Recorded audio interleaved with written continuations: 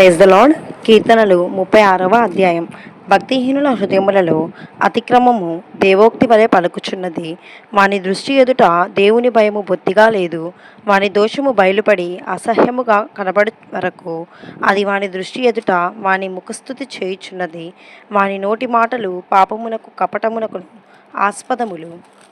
బుద్ధి కలిగి ప్రవర్తింపను మేలు చేయుచు వాడు మానివేసి యున్నాడు. వాడు మంచము మీదనే పాపయోచన యోచించును. వాడి కాలినడతలు నడుచువాడు జడుతనమును వానికి అసహ్యము కాదు. యెహోవా, నీ కృప ఆకాశమునంటుచున్నది, నీ సత్య సంధత్వము అంతరిక్షమునంటుచున్నది. నీ నీతిని దేవుని పర్వతములతో సమానము, నీ న్యాయవిధులు మహాగాధములు. యెహోవా, నరులను జంతువులను రక్షించువాడవు నీవే. దేవా, నీ కృప ఎంతో అమూల్యమైనది. నరులు నీ రెక్కల నీడను ఆశ్రయించుచున్నారు.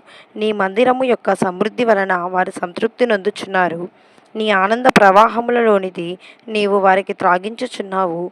నీ యొద్ద జీవపు ఊట కలదు. నీ వెలుగును పొందియే మేము వెలుగు చూచుచున్నాము. నిన్ను ఎరిగిన వారి ఎడల నీ కృపను, యథార్థ హృదయుల ఎడల నీ నీతిని ఎడతెగక నిలుపుము. గర్విష్ఠుల పాదమును నా మీదకి రానియకము. భక్తిహీనుల చేతిని నన్ను పారదోలనీయకము. అదిగో, పాపము చేయువారు అక్కడ పడియున్నారు. లేవలేకుండా వారు పడద్రోయబడి ఉన్నారు. ఆమెన్.